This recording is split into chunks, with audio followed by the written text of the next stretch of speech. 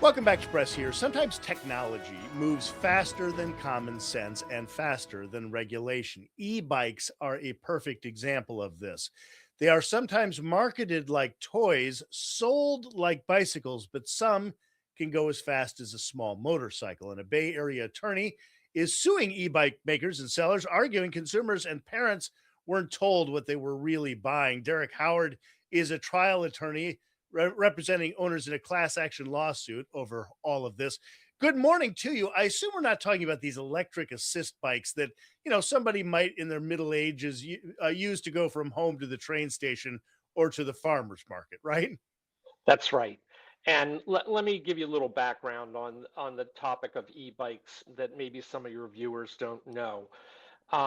E-bikes, the idea behind a true e-bike is that it is in fact a bicycle and not a motorcycle, or also called e-motos in various parts of the country and the world. They're very popular across the world. And we want to be clear that we're not against e-bikes. We think they're Right. good for the Put a environment. basket on the front. It's good for the environment. Some cities and towns even subsidize them. They make total sense. And it just gives you a little extra pedal power, especially, if you need it. But what I'm seeing, and I'm sure you've seen this too, are kids on what are essentially little motorcycles. They're not pedaling at all. Well, they're not only like motorcycles, they go up to 38 miles an hour. The parents, when they buy these vehicles for their kids, especially teenagers, to go to school or after school activities, they think there's a hard cap of 20 miles an hour. That's not the case. What's really going on is that the manufacturers, aware of the opportunity in the market with over 1 million e-bikes sold recently, um, is that the teenagers know how to get around the 20-mile-an-hour cap. And they can do this, for example, by downloading apps that the manufacturers themselves have made available, Oh, geez. or even third-party apps. So the teenagers who do what teenagers do go at high speeds, and this creates extremely dangerous situations, not just for the teenage riders, but also for the public. And Derek, I'll tell you, even at 20 miles an hour, I mean, that's a good clip on a bicycle. I mean, probably average speed of a bike's about 12, 13 miles an hour. I get a little nervous going downhill at 20. Exactly. And let's keep in mind that uh, the vehicles in question, they weigh about 50 pounds. And in our particular case, the manufacturer marketed and advertised these um, vehicles as essentially secret motorcycles. In other Mm. words, you're getting a bike, you're paying for a bike, the parents think they're getting a bike that only go 20, but it goes much faster. And And so we, for a family that doesn't have an injury, there's still the potential out there for there to be an injury, and they were perhaps marketed to, in your opinion, incorrectly. yes, they were told that they were being sold a safe product that wouldn't go over 20. And with these class two e-bikes, they are throttle assisted, meaning you don't have to even pedal for Mhm. these class two bikes, and you can just use the throttle much like a motorized vehicle.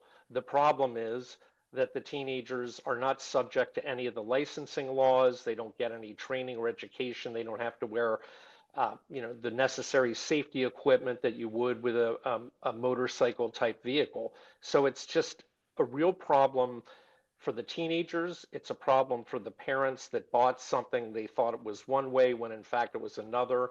It's a problem for the emergency rooms that have to handle these accidents, which statistics show are much more serious than a Mhm. normal bicycle accident. Yeah, and they're sometimes out in traffic. I know a lot of communities have started to crack down. I mean, if you catch somebody under 16 on what is fundamentally a vehicle, they can impound the vehicle.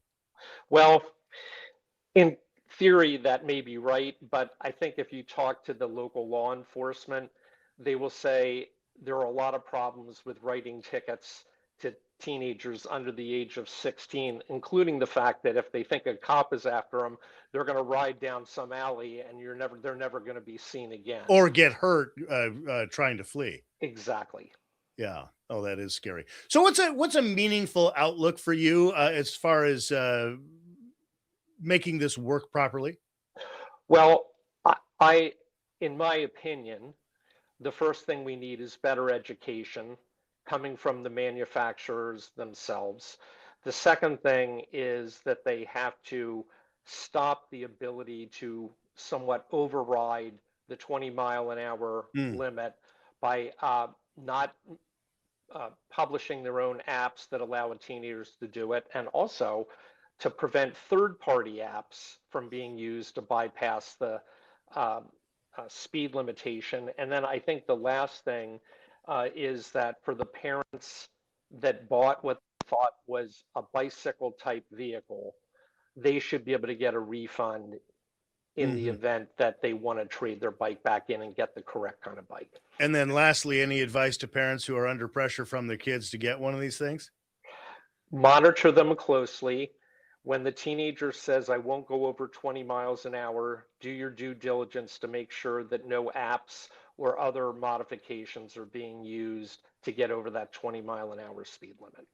Fair enough. Derek, I appreciate your time this morning. Derek Howard is an attorney. Press here. We'll be back in just a minute.